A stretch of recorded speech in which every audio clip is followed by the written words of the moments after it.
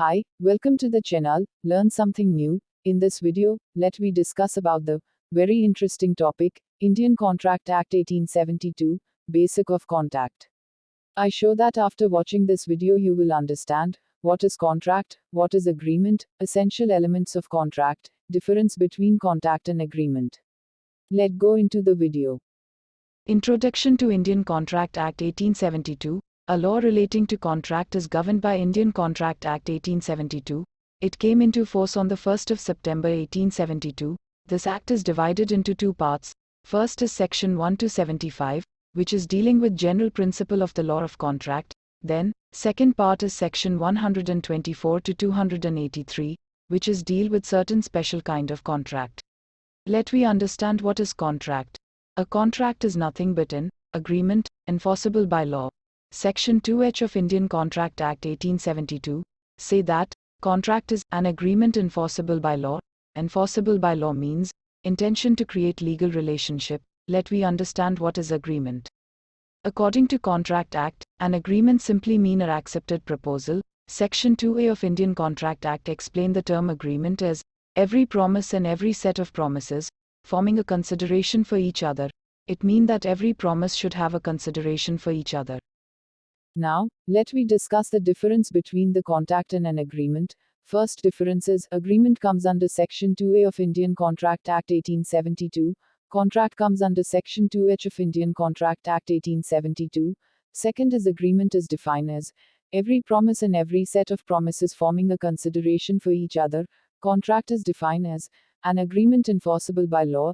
Third is, every agreement is not a contract, but every contract there is an agreement. Last is, agreement contain both social and legal agreement, but contract contain only legal agreement enforceable by law. Next is essential elements of valid contract. The elements which are essential for making a valid contract is mentioned in Section 10 of Indian Contract Act 1872 as all agreement are contract if they are made by free consent of the parties competent to contract for a lawful consideration and with a lawful objective and are not expressly declared to be void. Now, let's understand the essential elements which are mentioned in Section 10 of Indian Contract Act. The first is an agreement, legal agreement enforceable by law. Second is free consent. Consent is said to be free when they are not caused by coercion, undue influence, fraud, misrepresentation, and mistake. Next is competency of contract. Contract should made with a person who is of major, sound mind person, and not disqualified from contracting by any law, and contract should made with a lawful objective with lawful consideration, and not expressly declared to be void. Other elements are not mentioned in Section 10 definition, but considered as essential. They are, there must be two person, there should be intention to create legal relationship, then fulfillment of all legal formalities, there should be a certainty of meaning, and possibly of performance by both parties. Capacity of contract is explained in Section 11 of Indian Contract Act 1872 as every person is competent to contract who is of the age of the majority according to the law to which he is subject and who is of sound mind and is not disqualified from contracting by any law to which he is subject.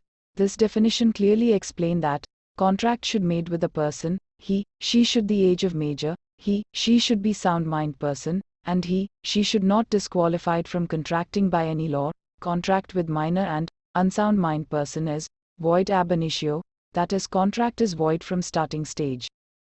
Next, let me understand what is free consent. Before understanding it, first understand what is consent. Section 13 of Indian Contract Act 1872. The term consent mean two or more person are said to consent when they agree upon same thing in same sense.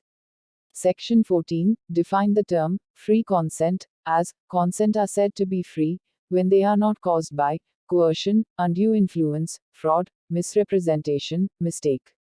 In next video, I explain what is coercion, undue influence, fraud, misrepresentation, mistake. Slide is available in the link in the description box. Thank you for your cooperation. If you like this video, like, comment, and share, but don't forget to subscribe. Thank you once again.